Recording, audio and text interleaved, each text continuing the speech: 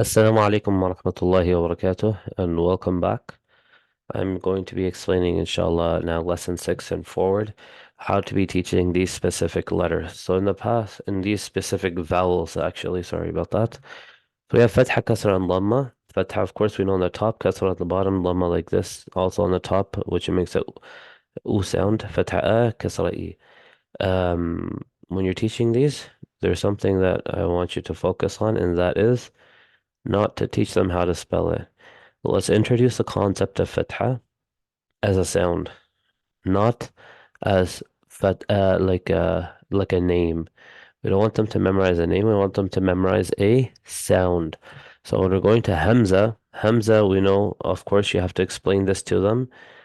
It has the sound of right?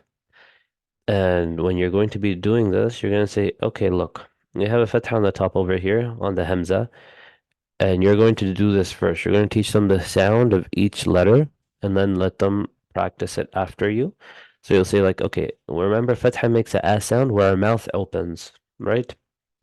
So over here, uh, and keep in mind that you've been teaching the difference between the sound for heavy and light. Over here, you're also going to be making sure you clarify that. So it's not going to be ah or they're still opening their mouth, but the sound is becoming heavy. No, for Hamza, it's going to be a light sound. Kasra, E.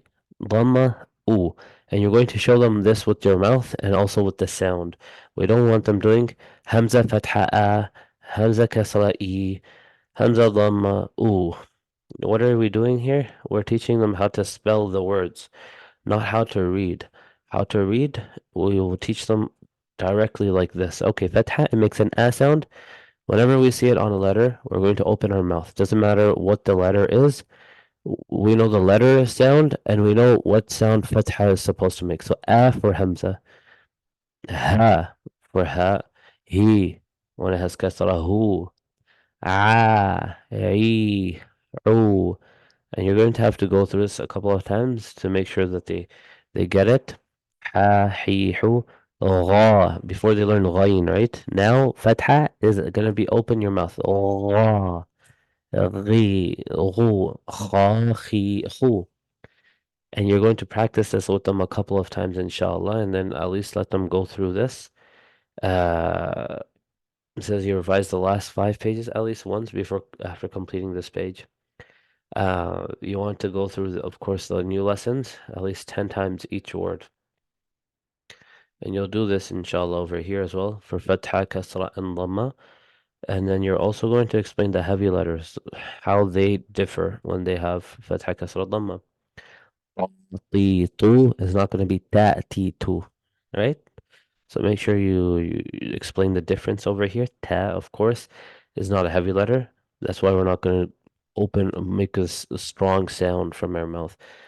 And then you're also going to do another thing when it comes to ra and when it comes to ru. You're going to explain to them that it's heavy. Okay, so make sure you practice this a little bit more because this is something that's going to come up later in the lessons, and it might not be something that sticks in their mind. So on fatha on ra or dhamma on ra is going to be heavy, and kasra on ra under ra is going to be light. Ri, not re, not ri, ri, ri, ra, ri, ru, ra, ri, ru. Okay, the same thing. You're going to go through this whole thing. Ma, mi, mu, wa, wi, wu. Now they're going to be learning the sounds of the letters when they have vowels on them, inshallah. So Fatha over here, you can go through this, bi'idhnillah, with them until the beginning till the end and go through practice, inshallah. I'll be sharing the next parts in another video. Barakallahu feekum. Assalamu alaikum wa rahmatullahi wa barakatuh.